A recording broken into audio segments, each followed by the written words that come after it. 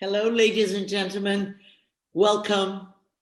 And I'm so glad that we are able to, in this pandemic situation, we are able to offer this kind of a programs virtually via Zoom to you. And before going any further, and introducing my guest for this program, I would like to share some guidelines with you about the Zoom meeting.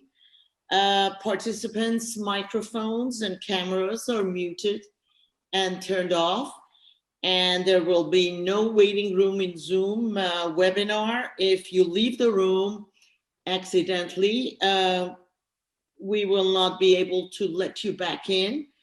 Please go to the bottom of your screen to the Q&A and type your questions and comments for the guest speaker, and the panelists will choose to answer and share your comments with everybody.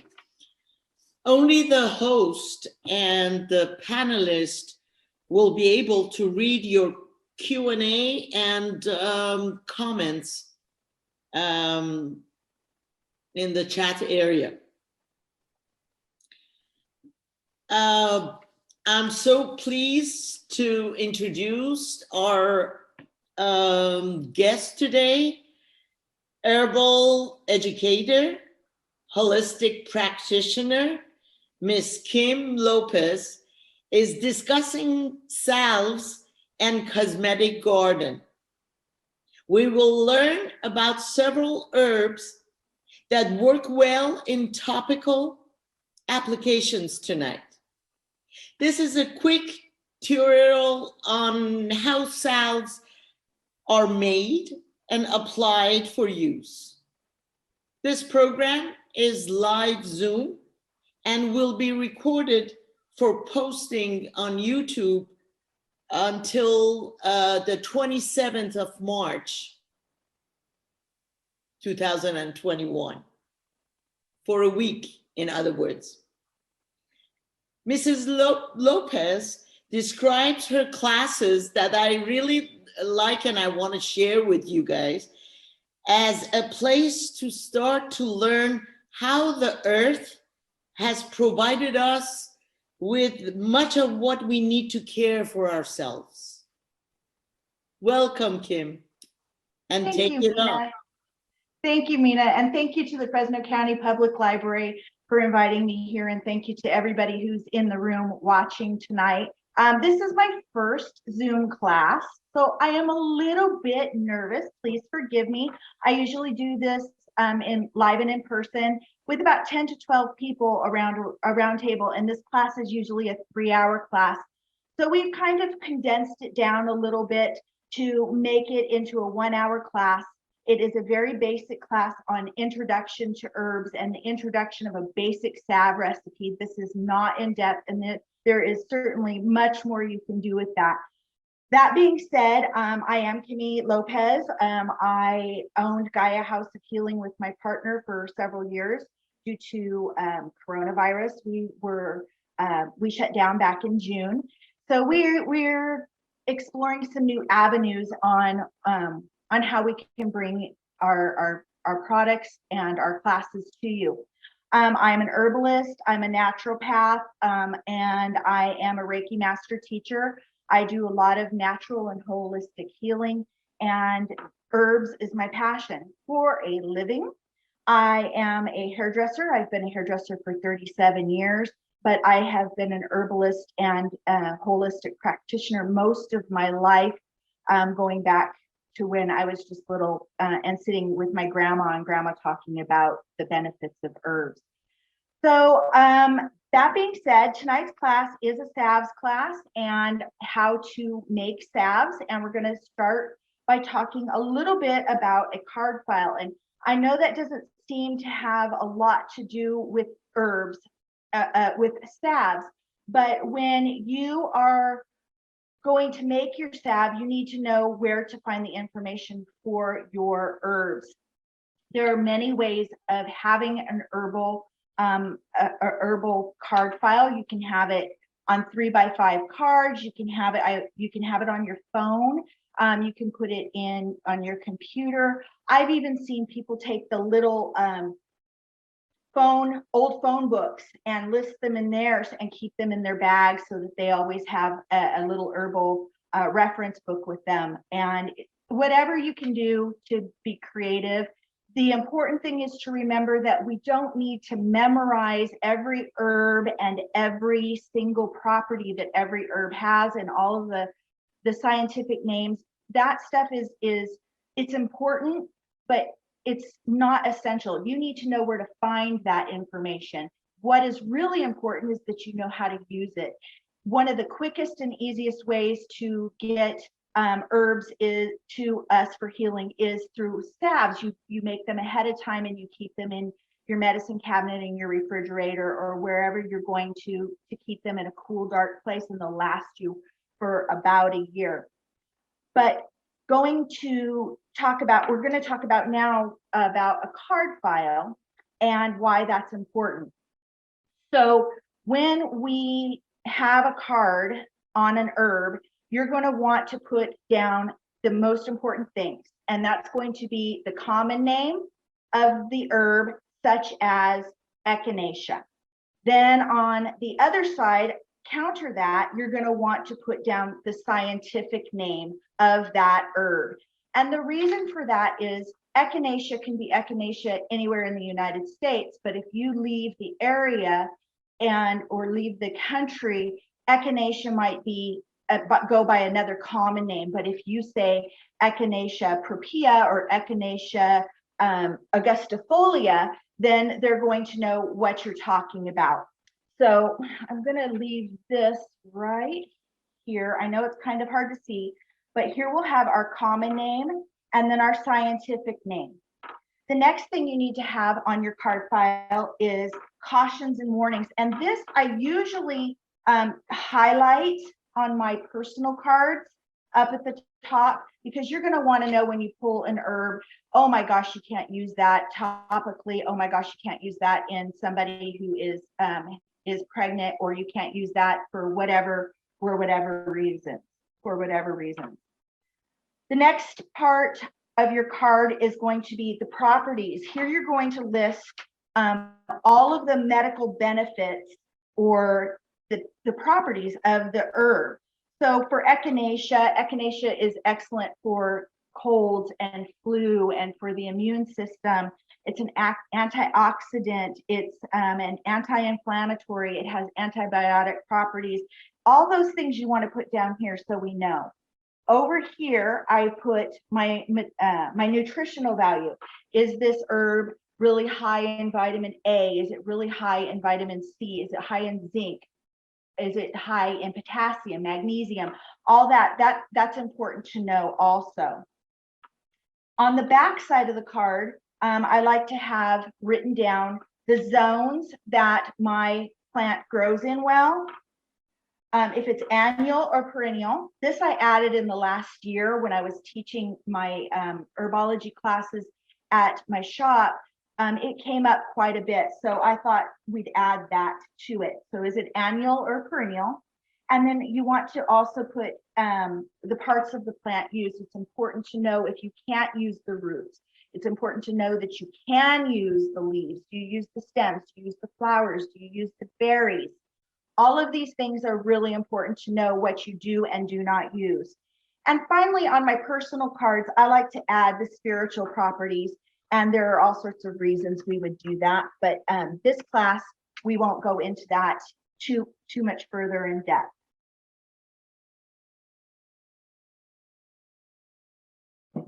All right, let's talk some herbs. Now, we're just going to talk about a handful of herbs tonight that are used commonly in salves. And the first one's going to be calendula. Calendula is a common marigold. It looks just like this. You probably recognize it from being in your garden. And dried, it looks like this. Getting a good shot of that. There we go. And the parts used of calendula are usually the flower parts. You'll notice that on my jars, I have the common name and also the scientific name. It's very important that you label those. It's always really important that you label your jars with your dried herbs. And a perfect example of that is this. I got this herb, I ordered it, and I immediately put it in a jar and set it on the shelf and threw away the package. And I have no idea what this is. It's been sitting in this jar, and I use this as an example of my own mistake. So I've got about $15, maybe $20 worth of herbs here that are completely wasted because I cannot remember what they are. And I remember when I ordered it, I was like, oh, I've never seen that come up for sale before. I should grab it. So it was something that was a little less common. So don't make the same mistake I make. Make sure everything is very well labeled with its common name and with its scientific name. So calendula is an anti-inflammatory. It's great for acne. It's great for controlling bleeds. It soothes irritation. It's antimicrobial and antibacterial. So it makes a really good herb to use as a salve for wound care. It's high in protein and collagen and promotes cell growth.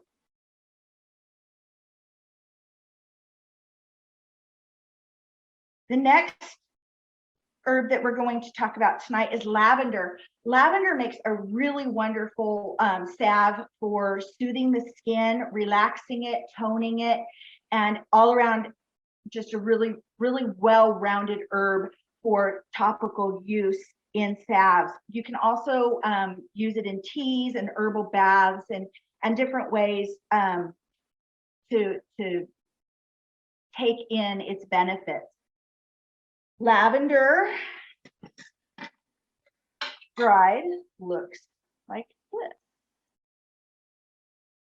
Its little tiny flowers come apart. And then we use this in an oil to make our salve.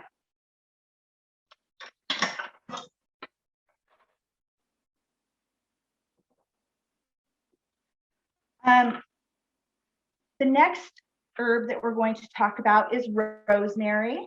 I don't have a sample of rosemary, and it looks like my husband, who is going to help me, has wandered off. So I don't have a rosemary sample to show you, but it's very common. Rosemary you see in parking lots as a shrub, often in homes as a shrub. It has a tiny purple flower on it. It's very, very fragrant. And when you touch it, the oils get on your skin, and you can smell it generally for several minutes to half an hour, even up to an hour after you touched it. It's antiseptic, antioxidant, anti-inflammatory. Back in Roman times, they would make wreaths of rosemary and put them around their head or around their neck. And it was said that when you were studying and you inhaled the scent of the rosemary, that helped cognitive function and memory retention. So then they would also wear that when they were doing their exams. It's a wonderful toner, high in B6, calcium and iron, and it is known to slow aging. An herb we don't often think about that would be good for your skin is red chili. And I know that sounds kind of weird, but red chili pepper is just like, it looks like any other chili pepper. It's, I have some ground chili right here. It is literally cayenne pepper from your kitchen. This is what it looks like ground. It is full of capsaicin, and what capsaicin does in our bodies is it stimulates blood flow, bringing blood to the surface. It opens up the cells and the skin, allowing the medication or the salve and the properties of the salve to get deeper into your into your skin level to help make that salve travel further and deeper into your skin, helping relieve pain. It's also known to be really good for heart function, for anti-aging. Believe it or not, it's really good for heartburn. If you're taking it in capsules, you take it and it helps stop heartburn. Please be sure that before you do anything with chili that you run a skin test. Don't just put chili on your skin or take it without first doing a patch test. And the way we do that is to take a little bit of the oil or a little bit of the herb and rub it on our skin, generally on the inside of your arm, like right in here, or behind your ear. And you leave it there for 24 hours. And if you get any kind of skin irritation, itching, hives, redness, pain, that's when you know that you need to really be careful with how much of this or if you use it at all. Red chili pepper is very high in vitamin C. It's a vasodilator. Again, it causes the blood to flow. It is great for weight loss and great for the immune system. We will be using chili oil tonight. This is my chili oil. We'll be using it tonight in our salve that we are making.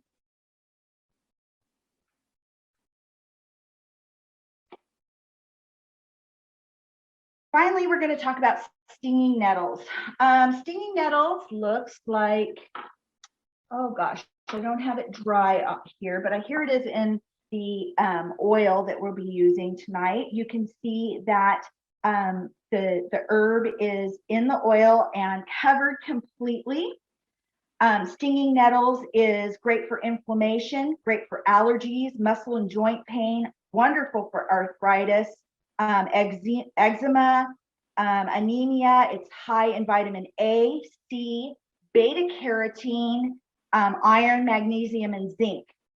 Now, back in before we had doctors, it was known that if you had arthritis in your hands, you went out and you found stinging nettles and you'd run your hands through those stinging nettles.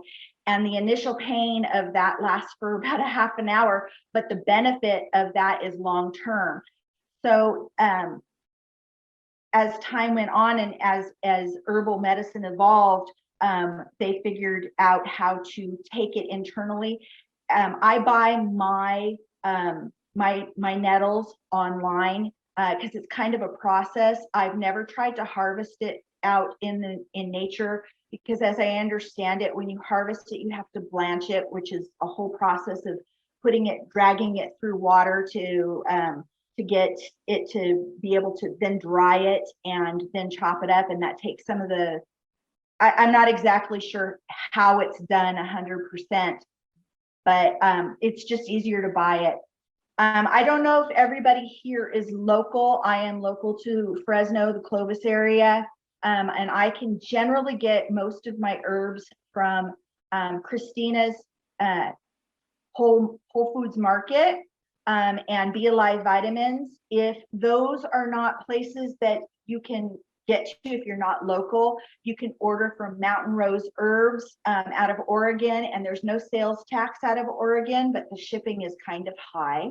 Or you can order from Star West Botanicals, and those are my two go-to places online to order from, Star West Botanicals or Mountain Rose Herbs, if I can't find things here locally at Christina's, or if I can't go out and find them on my own or grow them in my own garden.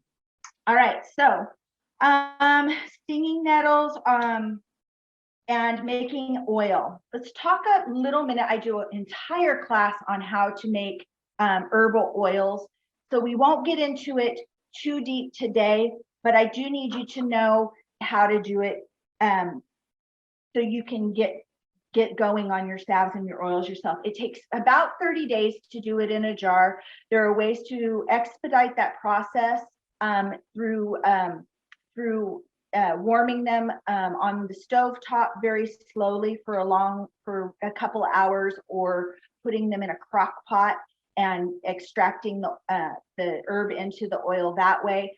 I prefer to put a half a cup It's a 2-to-1 ratio, a half a cup of herbs with a cup of oil and putting it in the windowsill. Make sure you label it again so we don't have problems. You can see that this is stinging nettles in olive oil. And I started this on January the 25th of 2021. Generally, if you want to leave your herbs in your oil for 30 days, shaking them lightly every single day to get them to kind of break down in the oil and allow that all those properties to move into the oil. What oil do we use? Well, any quality oil will work generally. I tend to prefer for internal use and topical use, either extra virgin olive oil or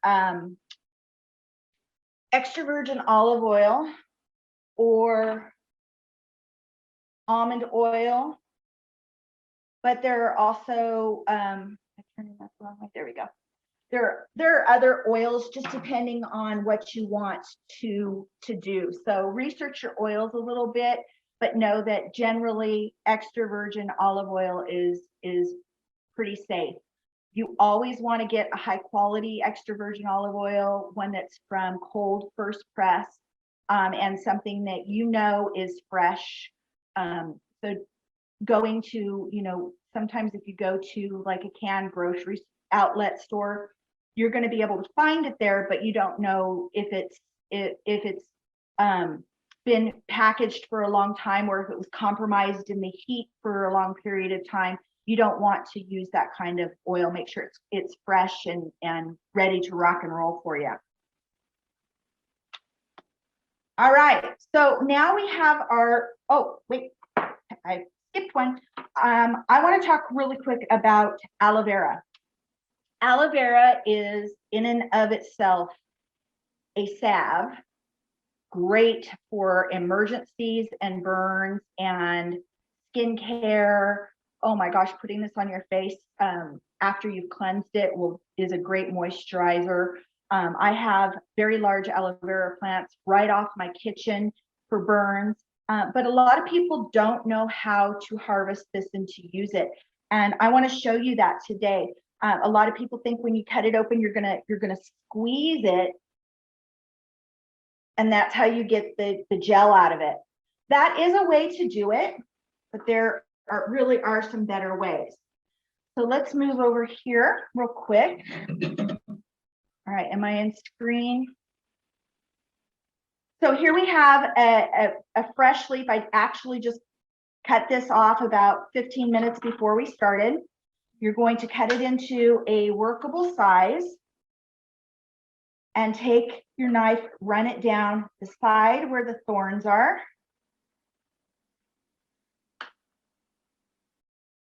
And then I just discard that part, and then we're going to fillet it. Run your knife right down the middle. Look at that. Look at all that. If I had a burn on my wrist, if I had poured hot water on my wrist, I would just set this right on there. I have had chemical burns on the backs of my legs and come in the house.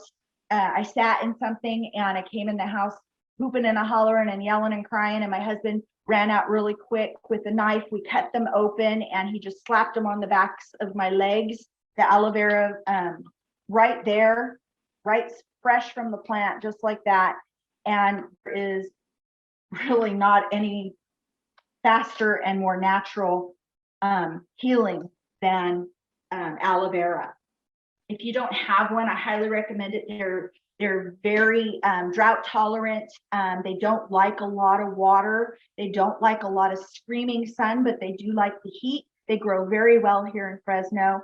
I actually grow them and I give them away all the time. They like to be crowded in a pot or in the ground. And if you crowd them, they'll make you babies like crazy. They'll just, if you have them individual, until that root ball grows and starts to feel crowded, it's not really going to make you babies.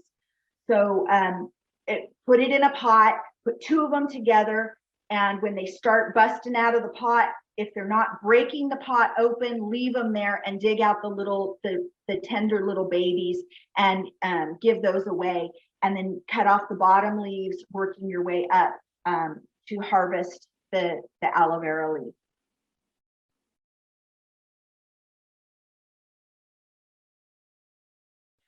All right, so I want to talk really quick about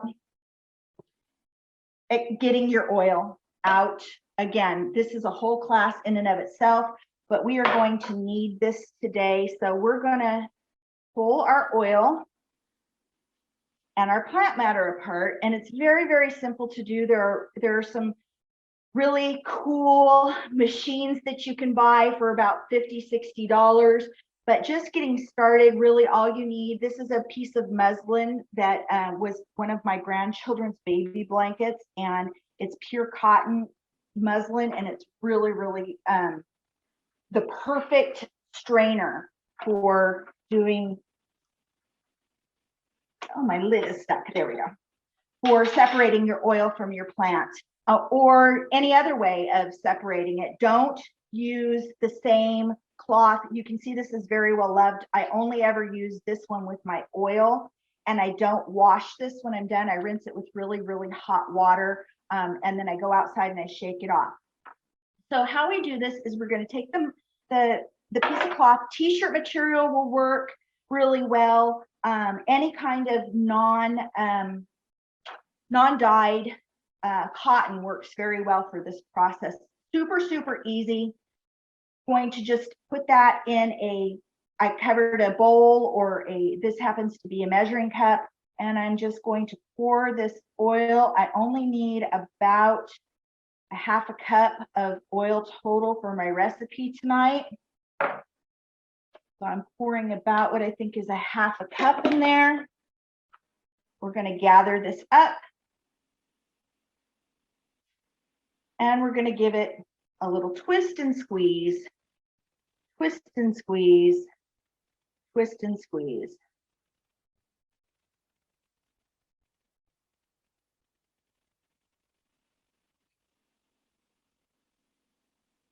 Then when we're all done, you can open that up and see we've just got the plant matter left there, and our oil is completely free of debris.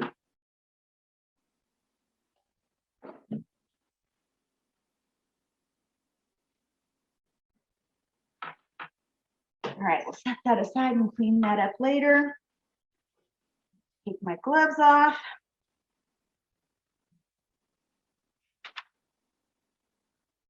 All right, so we're going to set our oil aside for a second, and we're going to talk about a double boiler. Okay, so in your home, you're going to need to use a double boiler for this process. And basically what that means is you're going to have a pot with a smaller pot, and the smaller pot's going to go into the larger pot.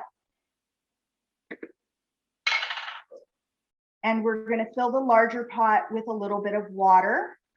Then this would go on your burner, and you want your burner to be a temperature that's going to be hot enough to melt your beeswax, but not so hot that you are boiling it or steaming it. And beeswax has a temperature melt point very, very low, of only like 120, 125 degrees. So you really want to make sure that as this goes on your burner at home, that you keep it nice and low and turn it up only enough to melt your beeswax. So for tonight, since I don't have a burner on my island,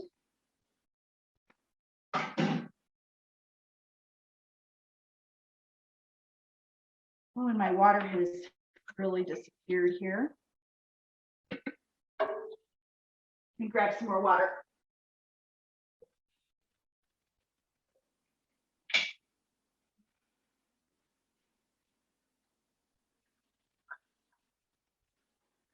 So this is my heat source and my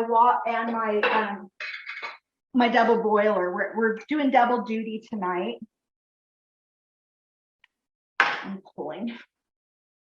There we go.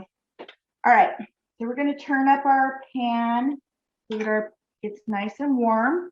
We're going to place our smaller pan in the water, and we're going to turn this up and get this nice and warm.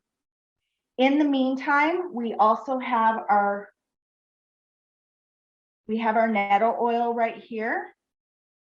And we're going to add to that about a tablespoon of our chili powder, our chili oil.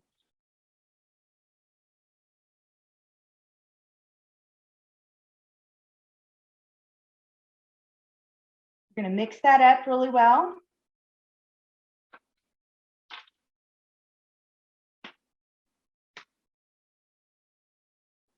And then we're going to measure out a half a cup. See how close I am on this one. How did I do?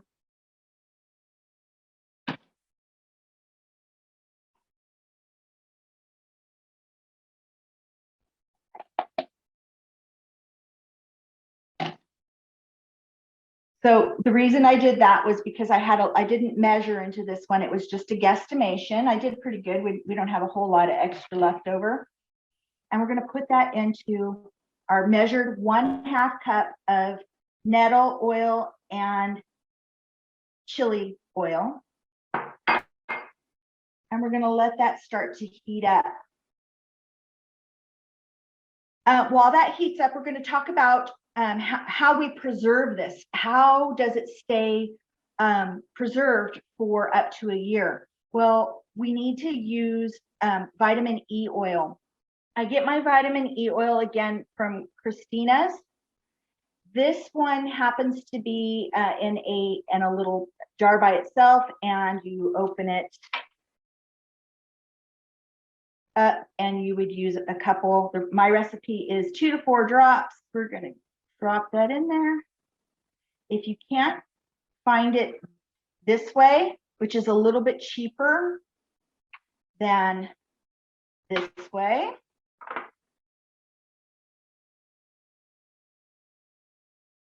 you can find vitamin E capsules at Christina's, you can even find these capsules at your local pharmacy, your local Walmart, Target, wherever. And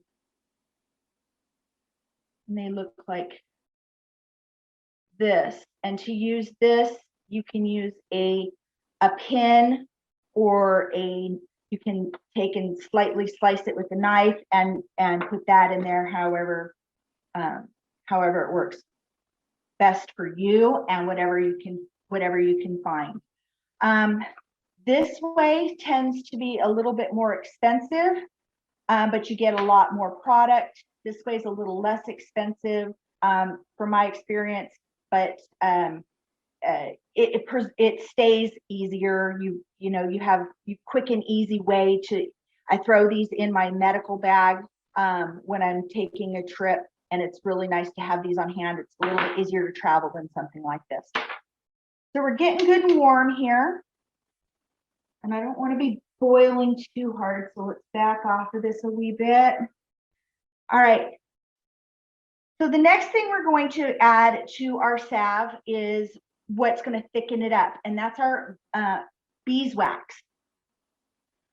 I get my beeswax from Mountain Rose Herbs and from Christina's here locally. This is high filtered organic beeswax.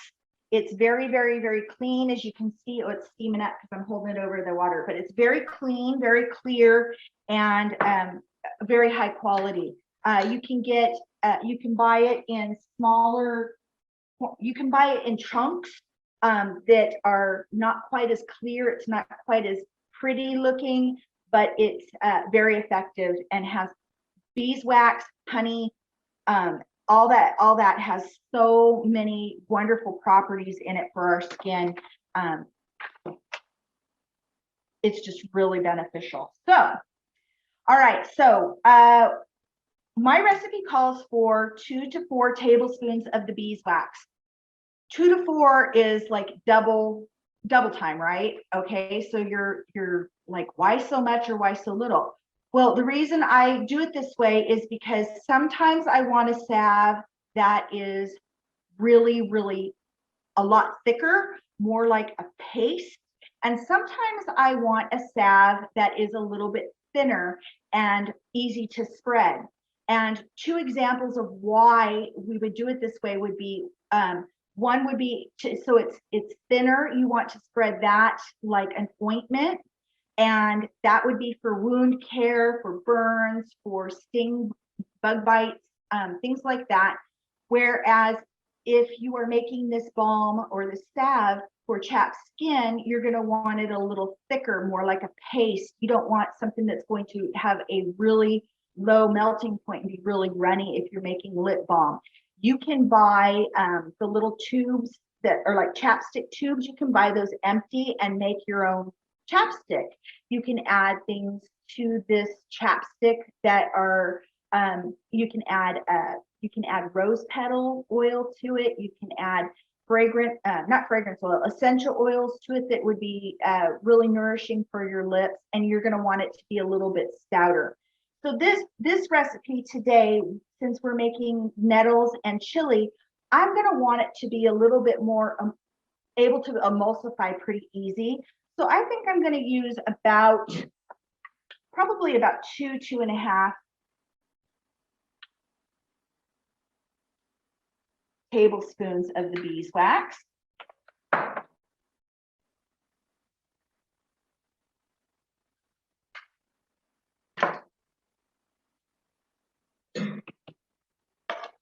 And let's melt this down. You guys have a good view. There we go. So this is done. Can you see the little pellets in there? This will be completely finished and ready to go as soon as those pellets are completely melted and everything is combined.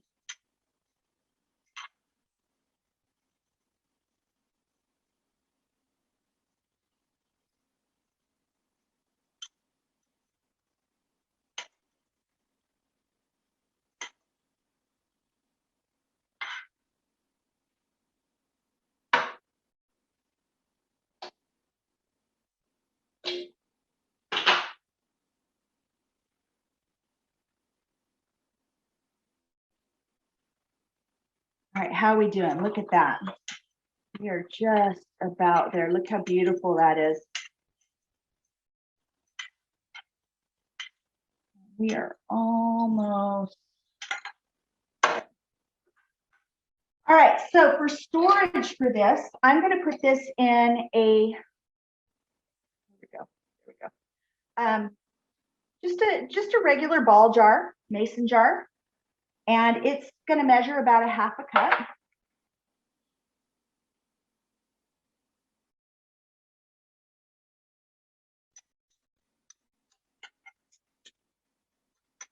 And this salve is ready to rock and roll. Now, I don't want to cap this down when it's real hot because it'll cause expansion and it'll expand and what am I trying to say? Constrict. So I'm just going to leave it set to the side, but we do want to make sure that we label this. Otherwise, we have this situation again. We don't want that to happen. So this is nettle, chili, salve. And I'm going to put the date on it. Today's date is 3/18/21. And you can already see around the edges how it's starting to cool and solidify. So hopefully by the time we're done with the class, you'll be able to see a little bit more of that.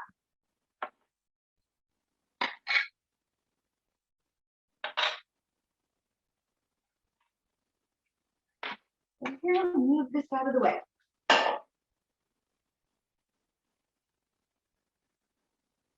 All right, so that went pretty quick, and we did a lot more in a lot less time than I thought we were going to. So I am going to talk a little bit about a massage oil, give you a recipe for a massage oil. Feel free to modify this, add your own essential oils, do whatever you would like to do to make this your own. You're going to use a 1/2 cup of almond oil. Sesame or flax will work also. I've heard that olive oil works, but it's not a massage therapist's favorite oil to massage with. So everybody I have talked with that's a massage therapist has used either flax or almond oil. So it's 1/2 cup of olive oil, a 1/4 cup of lavender or jasmine, and you're going to put that in a jar and you're going to let it sit for its 30 to 45 days. You're going to strain that off. Then you're going to add a capsule of vitamin E oil, and that is perfectly preserved and ready for a good year. You can put it in a nice tight bottle or jar and use that anytime you like. A good muscle rub.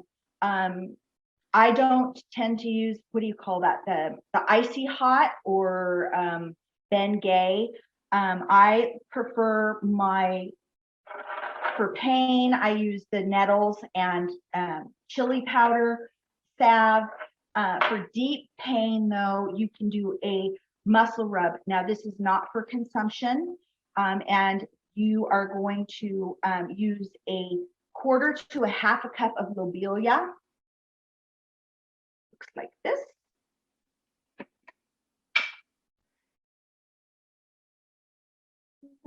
There we go. This way. You'll put this in a jar. You'll cover it with rubbing alcohol. Rubbing alcohol, again, this is not for consumption. This is topical only. Cover it with a cup of rubbing alcohol, and you can add 2 to 6 teaspoons of chili powder to it if you want to. I don't even do that. I just do the lobelia by itself.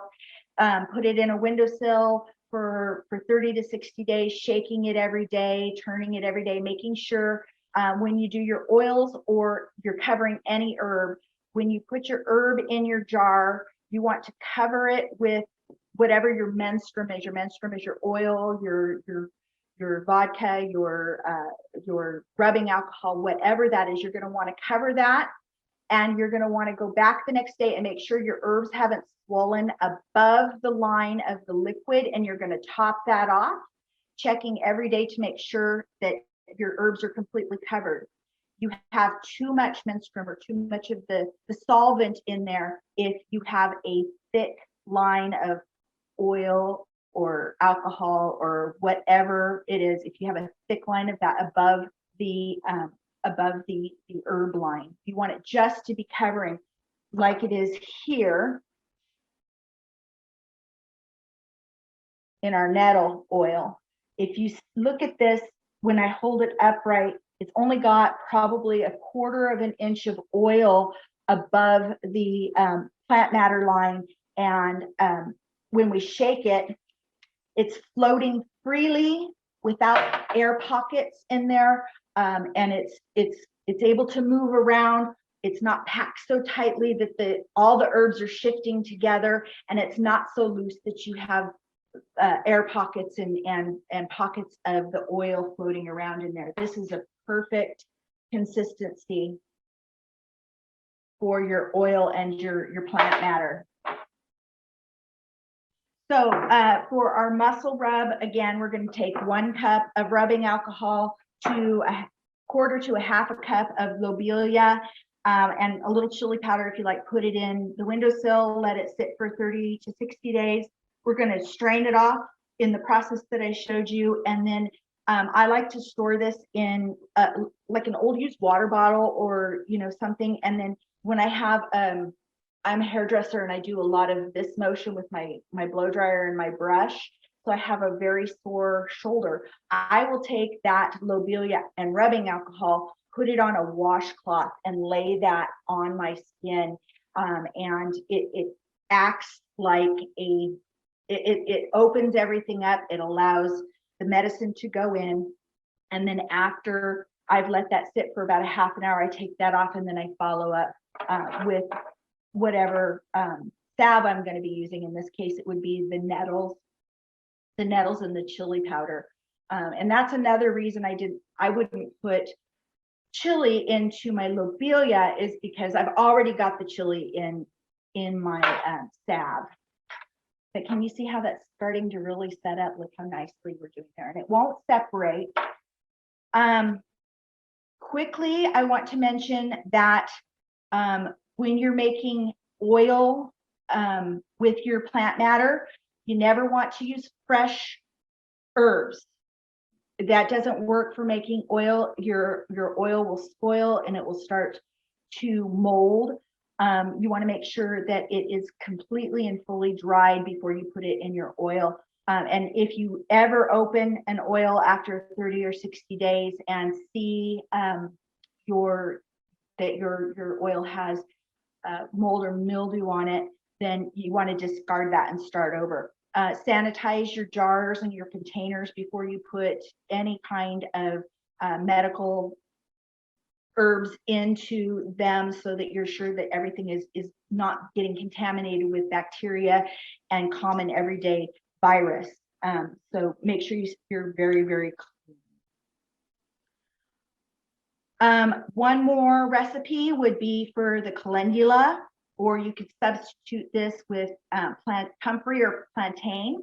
It would be a half cup of extra virgin olive oil, a quarter cup of your calendula or comfrey or plantain. You're again going to allow that to be in your jar for 30 days minimum. 60 days is fine. You're going to then strain that off and mix that with 2 to 4 tablespoons of your beeswax pellets and 1 to 2 capsules or 4 to 6 drops of your vitamin E. And comfrey, plantain, and calendula are really good herbs to have for healing, because they're antibacterial, antimicrobial, antiviral, and they all promote the healing and the welfare of the skin and the skin's integrity. I had one more thing I had to tell you, and I can't remember what it is off the top of my head. It was something I had forgotten to tell you.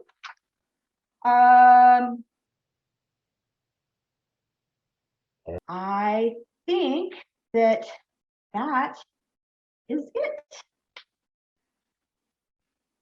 I want to thank you guys very much for coming and watching this video and sitting here with us as we have our salves class. I want you to know that, oh, look at that. Look how beautiful that rosemary is.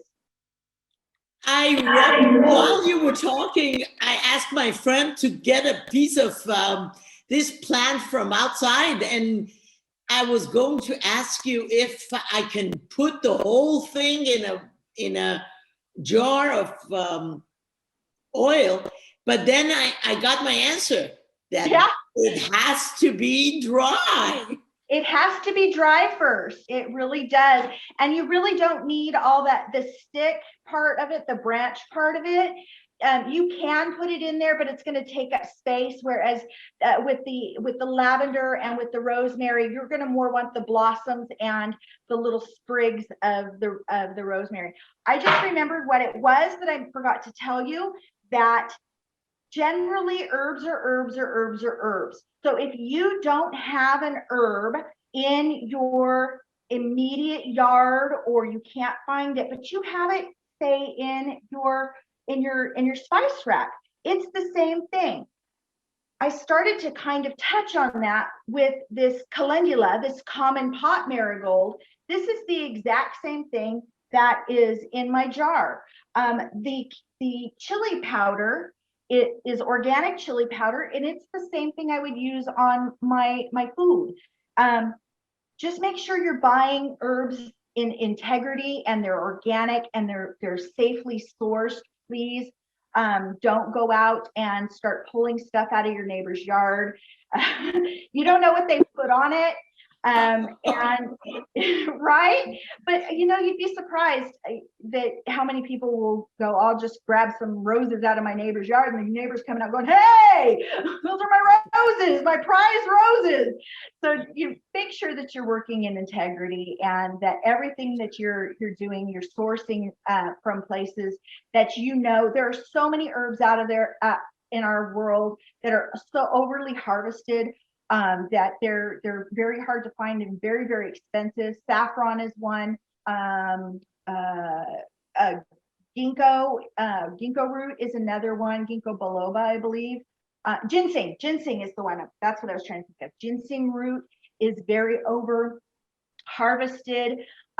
There's a plant called ocha that is a native plant to the west, our area, the west, and it is a Native American healing herb, and it's very, very overly harvested. Once people figure out that it not only tastes, in my opinion, tastes wonderful, kind of tastes celery-y.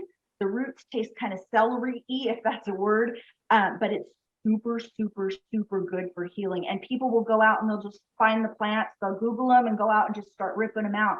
But you have to remember that those plants are there for the wildlife too, and they need them to survive. So we don't want to be taking plants that bears need so that they can make it through the winter.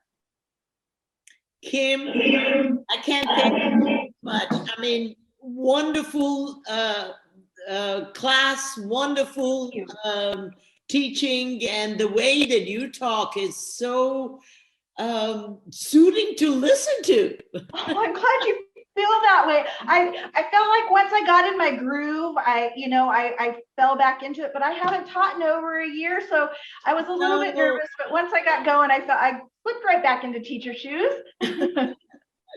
Yeah, it was so wonderful, and I'm pretty sure that our audience will enjoy it too, and has enjoyed it. Thank you. I hope so. Thank you so much. This recording, the program has been recorded.